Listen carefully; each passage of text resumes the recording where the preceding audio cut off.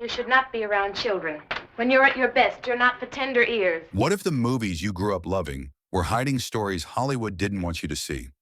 During the so-called Golden Age, the Hays Code ruled the screens like a moral police badge, erasing entire identities from film reels. How wonderful to be happy for no reason. Let's go for a sleigh ride. Yet directors, writers, and actors found ways to fight back with clever subtext-coded glances and dangerous honesty. These 20 classic films dared to hint at truths buried beneath censorship, where desire and defiance shared the same frame. Number 20, Queen Christina, 1933.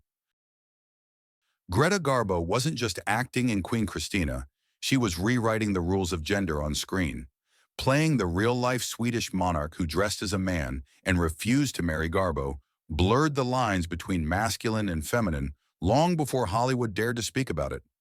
The film's elegance masked its rebellion. In one iconic scene, Garbo's Christina kisses her lady-in-waiting, a moment that set early censors into full panic. The Hays office didn't yet exist in its strictest form, but the outrage was real. Critics accused the movie of moral confusion, and studio bosses scrambled to defend it as historical authenticity. But audiences knew better. Garbo's calm power and fluid identity struck chords with people who recognized something more than politics. It was liberation wrapped in silk and candlelight. Though the film was officially labeled romantic historical drama, it quietly became an early queer milestone. Garbo's performance turned the film into both art and rebellion, showing that even under censorship, truth can glow through restraint. Number 19, Morocco, 1930. Before Madonna ever thought of a tuxedo, Marlene Dietrich wore one in Morocco and kissed a woman on screen. That single moment in this pre-code masterpiece turned theater aisles into gasps of disbelief. Dietrich's nightclub performance, full of swagger and smirking charm, mocked Hollywood's delicate ideas of femininity. Directed by Josef von Sternberg, the film follows a torch singer who falls for a legionnaire but refuses to play by anyone's rules. What shocked audiences wasn't just the same-sex kiss, it was how casually Dietrich owned it. She winked, smoked, and strutted away like she knew she'd just rewritten cinema. When the stricter Hays Code arrived a few years later, Morocco was suddenly treated like contraband. It vanished from many American theaters labeled indecent. Yet Dietrich's tuxedo became a symbol of freedom for generations to come. She'd made queerness cinematic long before the term existed in film vocabulary. Even today, her performance feels electric, a mixture of danger and confidence that whispered, "You can't cage me." In a decade ruled by conformity, Marlene Dietrich made a single kiss the loudest act of rebellion in early Hollywood. Number 18, The Maltese Falcon, 1941. When Humphrey Bogart's detective faced Peter Lorre's Joel Cairo in The Maltese Falcon, their scenes didn't just feel mysterious, it felt forbidden.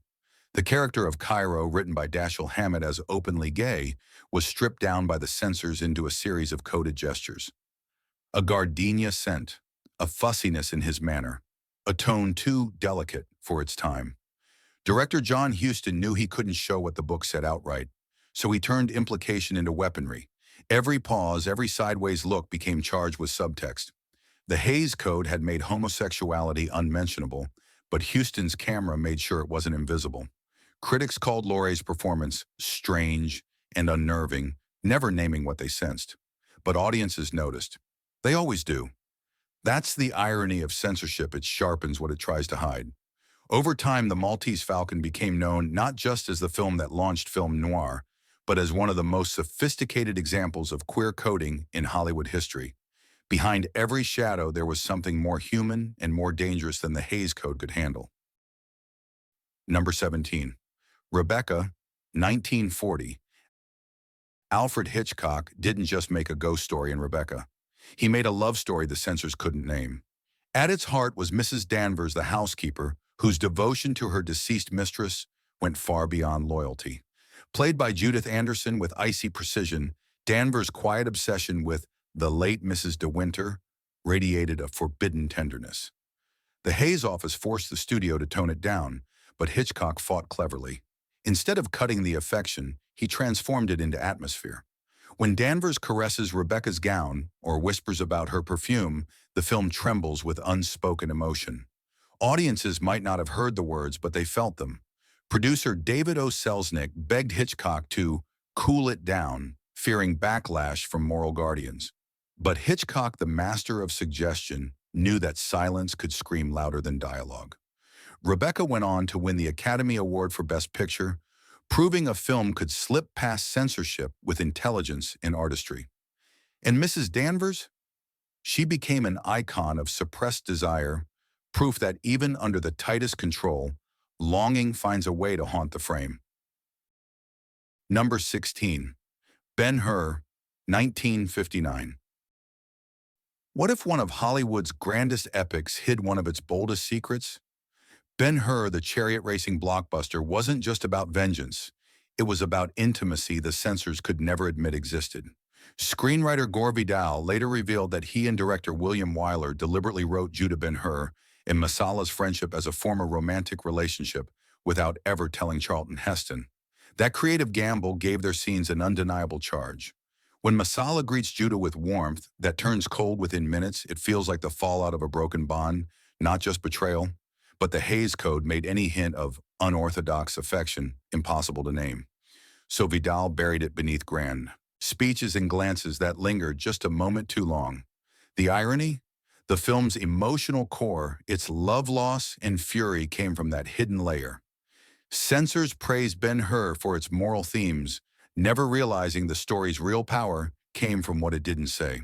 Behind the armor and glory, it was a story about love that could only survive through subtext. And that's what made it endure, proof that even the grandest biblical epic could hide a secret rebellion under the desert sun. Number 15, Red River, 1948. When people think of John Wayne, they imagine toughness and grit. But in Red River, there was something else simmering beneath that cowboy swagger, something the Hays Code nearly branded inappropriate. Wayne's relationship with Montgomery Clift's character had an intimacy that Westerns weren't supposed to show. Director Howard Hawks called it rivalry, but the glances, the half-smiles, the quiet admiration, they told a different story. The code didn't allow unusual affection between men, so Hawks disguised it with the language of competition. Two cowboys staring each other down became an acceptable metaphor for something deeper. Critics at the time called their chemistry unsettlingly intense, without daring to explain why. But audiences felt it. Behind the scenes, the tension between Wayne's old-school masculinity and Clift's softer modern energy mirrored the film's own duality, tradition versus change. That dynamic created emotional heat that censors couldn't quite define and therefore couldn't erase. Red River rode into theaters as a rugged Western, but it carried hidden meaning for viewers who read between the lines. Under the dust and gunfire, it was about the quiet bond between two men on opposite sides of an unspoken truth, a truth that Hollywood wasn't ready to face out loud. Number 14, Gilda, 1946. Rita Hayworth's Gilda wasn't just about glamour. It was about jealousy, obsession, and desire, tangled in ways the censors couldn't categorize. Her character's relationship with both her husband and his male business partner created a triangle that didn't follow Hollywood's usual romantic rules. Director Charles Vidor filled the film with tension that went beyond romance. The chemistry between Glenn Ford and George McCready, the men in Gilda's orbit felt personal, too personal for the Hays Code's comfort. So censors demanded rewrites, forcing Vidor to make the men's connection about business loyalty instead of what audiences instinctively sensed. Still, the truth burned through the celluloid. Every lingering glance, every confrontation between Ford and McCready pulsed with the energy of something unsaid. Hayworth herself became the lightning rod for that tension. Her iconic glove strip scene wasn't just sensual, it was defiance. Critics called Gilda volcanic and unwholesome, but they couldn't look away. Beneath its noir glamour was a coded story about possession, identity, and what happens when attraction defies convention. The Hays Code tried to keep things clean, but Gilda proved that desire always finds its way onto the screen, even when it's hiding in plain sight. Number 13, Rope, 1948. Rope is Alfred Hitchcock's most chilling experiment, a film shot in real time, based on a true crime that dared to explore moral and emotional intimacy between two men.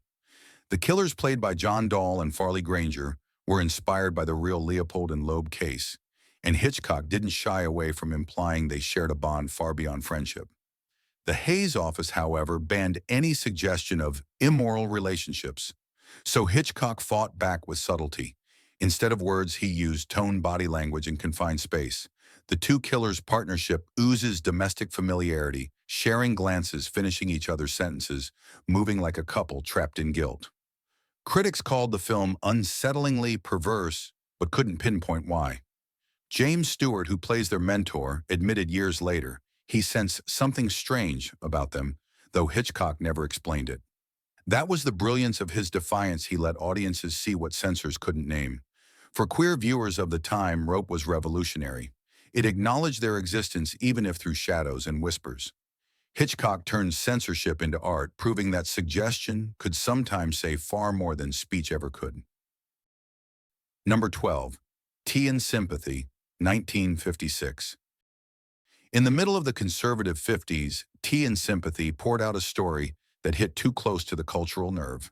It followed a sensitive young student mocked for not being manly enough and the kind woman who tries to understand him.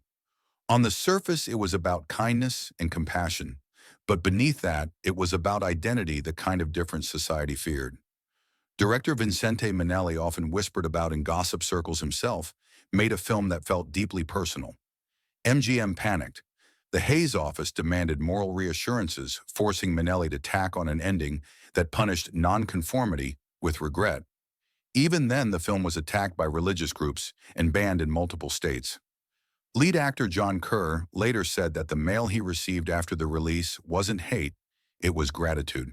People thanked him for showing what loneliness looked like under judgment. Deborah Kerr, who played the compassionate teacher, defended the film fiercely, saying it was about the cruelty of labeling people. Tea and Sympathy never spoke its theme aloud, but everyone understood it. In an era when silence was law, the film's quiet empathy became an act of resistance, a whisper that carried farther than a shout. Number 11. Rebel Without a Cause, 1955. James Dean's Rebel didn't just challenge his parents, he challenged the world's idea of masculinity. But the real heart of Rebel Without a Cause wasn't Dean's defiance, it was Plato, played by Sal Mineo. His soft-spoken devotion to Dean's character felt achingly intimate, and that's exactly what alarmed censors. Director Nicholas Ray had written Plato as gay, but the Hayes office forbade any mention of it. Instead, the film encoded Plato's feelings in small gestures: his photo of Jim tucked in his locker, his heartbreak when Jim leaves him behind, and the quiet tragedy of his ending. Mineo later admitted he played Plato as a boy in love, and audiences at the time sensed it even if they couldn't say it out loud. Critics praised the emotion, but avoided the subject entirely. What made Rebel Without a Cause timeless wasn't just teenage rebellion, it was vulnerability. Plato became one of the first queer-coded characters to be treated with sympathy, not mockery. Hollywood tried to bury that subtext under gunfire and angst, but the truth lived on in the spaces between Dean's stares and Mineo's longing silence. For many viewers, that was enough to feel seen, even in a world that refused to name them. Number 10. Cat on a Hot Tin Roof, 1958. Tennessee Williams wrote Cat on a Hot Tin Roof as a storm of love lies and longing, but Hollywood wasn't ready for the kind of truth it told.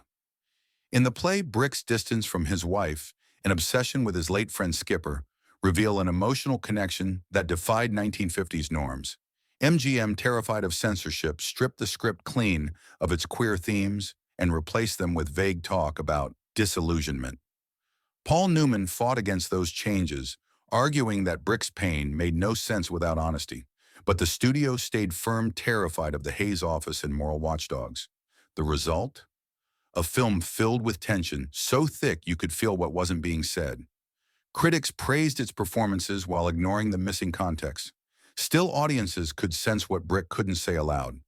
Beneath the Southern heat and family drama, there was an invisible heartbreak, the kind that censorship can't erase, only hide. Number 9. Suddenly, Last Summer, 1959. Suddenly last summer was Tennessee Williams again, but this time he pushed the system to its breaking point. The story followed Elizabeth Taylor's Catherine, haunted by what she witnessed, an event the film could only hint at through metaphor. Censors banned any mention of homosexuality, forcing director Joseph Mankiewicz to use symbolism in fragmented dialogue instead. The result was pure psychological chaos. Taylor's performance was electric, while Katharine Hepburn's cold matriarch embodied repression itself. Religious groups condemned it, while audiences couldn't look away. Critics were divided. Some called it disturbing, others daring. The film's coded horror became its genius. By turning desire into rumor, memory, and metaphor, suddenly last summer turned censorship itself into the villain. And in doing so, it proved that sometimes the most powerful stories are the ones whispered through fear. Number 8. The Children's Hour, 1961. Audrey Hepburn and Shirley MacLaine gave The Children's Hour a quiet heartbreak Hollywood had never seen before. Based on Lillian Hellman's banned 1930s play, it told the story of two teachers whose lives crumble after a child spreads a rumor that they're lovers. The Hays Code forced director William Wyler to tread carefully, but this time he refused to erase the theme altogether. Censors wanted it rewritten again, but Wyler stood his ground. He'd made a sanitized version decades earlier called These Three and vowed to finally tell the truth. Even then, the film faced bans in Boston, Chicago, and much of Europe. MacLaine's confession scene, when her character admits feelings she can barely understand, left audiences stunned. Critics avoided the word love, calling it courageous instead. Beneath its restraint, the film exposed a cruelty far worse than any rumor, a society that punished empathy itself. Number 7. Advise and Consent, 1962. Politics and scandal collided in Advise and Consent, a film that shocked Washington as much as it unsettled Hollywood. This political thriller dared to show a U.S. senator blackmailed over a past same-gender relationship, something no studio had ever filmed. Censors fought hard, demanding the storyline be cut. Director Otto Preminger refused. The compromise? The word homosexual never appeared, but the implication hung heavy. The film hinted, suggested, and circled the truth until viewers could piece it together themselves. Critics called it courageous but dangerous. Some theaters refused to show it, claiming it tainted politics. In the end, Advise and Consent broke ground by proving that taboo stories didn't need to hide behind allegory anymore. It cracked open a wall the Hays Code had kept sealed for decades, leaving audiences to question what their leaders in Hollywood were still afraid to admit. Number 6. The Sergeant, 1968. Rod Steiger's performance in The Sergeant was so raw, censors didn't know what to do with it.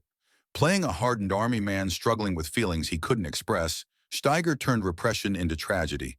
The film's theme, Unspoken Attraction, was instantly flagged by the Hays office, which demanded major cuts and pushed it toward an adults-only rating. Even the U.S. military refused cooperation, fearing the story would damage its image. Critics labeled it troubling and controversial, but Steiger's bravery won praise from fellow actors. Behind the uniform and discipline was a portrait of loneliness decades ahead of its time. Though often overshadowed by flashier films, The Sergeant marked the beginning of the end for Hollywood's silence. It was one of the last films to be censored under the dying Hays Code, a farewell note to an era that mistook honesty for danger. Number 5. Victim, 1961. Dirk Bogarde risked everything for Victim, the first English-language film to use the word homosexual out loud. He played a lawyer blackmailed for his connection to another man, a storyline so controversial, the British Board of Film Censors initially banned it outright. Bogarde himself, living under secrecy, knew exactly what the role meant. He pushed for authenticity even when warned it could ruin his career. The film was banned in parts of America and released only for adult audiences in Britain. Critics called it brave but disturbing, yet its impact was massive.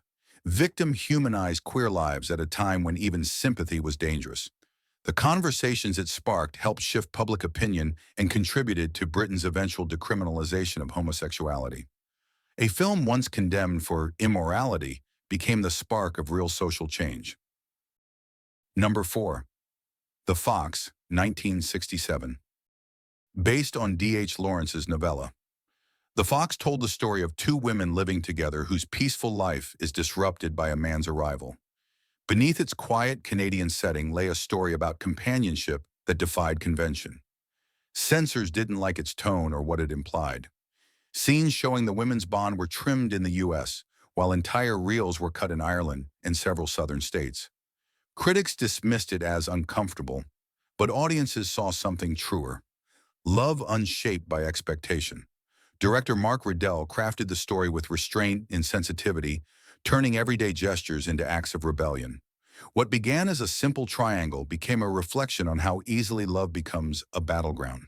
The Fox was condemned, yet it survived proof that honesty once filmed can never be fully erased. Number 3. Reflections in a Golden Eye, 1967. Reflections in a Golden Eye pushed every boundary the Hays Code had left. Marlon Brando played an Army officer obsessed with a young private, and Elizabeth Taylor was the wife watching the cracks form. Director John Huston filmed it like a fever dream, coloring it in gold tones that made reality itself seem distorted. Censors demanded cuts. Critics called it depraved, and theaters refused to show it. But beneath the chaos was a film about repression so deep it consumed everything around it. Brando, fearless as ever, portrayed pain with haunting precision. Though it flopped on release, modern critics hail it as one of the boldest pre-Stonewall films ever made a movie that dared to confront the loneliness created by silence. Reflections in a Golden Eye wasn't just censored, it was misunderstood, punished for telling the truth too early. Number 2. Midnight Cowboy, or 1969. It was gritty, shocking, and utterly unlike anything before it. Midnight Cowboy told the story of two men, Jon Voight's naive dreamer and Dustin Hoffman's broken hustler, surviving the streets of New York. The bond between them blurred friendship and love in a way that left the Hays Code gasping for air. Originally rated X, the film was banned in several states and attacked by moral groups. Yet it swept the Academy Awards, proving audiences were ready for honesty. Beneath its grime and despair was tenderness, a rare thing for the time. Midnight Cowboy marked the final crack in Hollywood's old walls. The code collapsed soon after, and a new era of truth-telling began. What once scandalized America now stands as one of its most human stories. Number 1. The Killing of Sister George, 1968. Few films rattled Hollywood censors like The Killing of Sister George. It told the story of an aging actress losing her job and her lover in a world unwilling to accept her. Beryl Reid played her with raw emotion, capturing both strength and desperation. Director Robert Aldrich refused to dilute the truth. The film received an X rating and was banned in multiple cities, including Boston and Chicago. Even so, it sold out theaters wherever it played. Critics called it shocking, but queer audiences called it real. The Killing of Sister George wasn't polite or safe, it was honest. It ripped away the mask the Hays Code had forced onto generations of stories.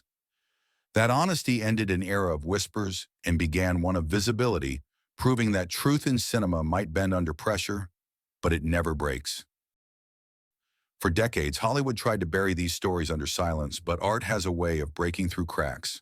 These films, once censored and condemned, became the blueprints for everything honest that followed. So which one surprised you the most? Drop your thoughts in the comments below. And remember, every time a film dares to tell the truth, it's standing on the shoulders of these classics that refuse to stay quiet.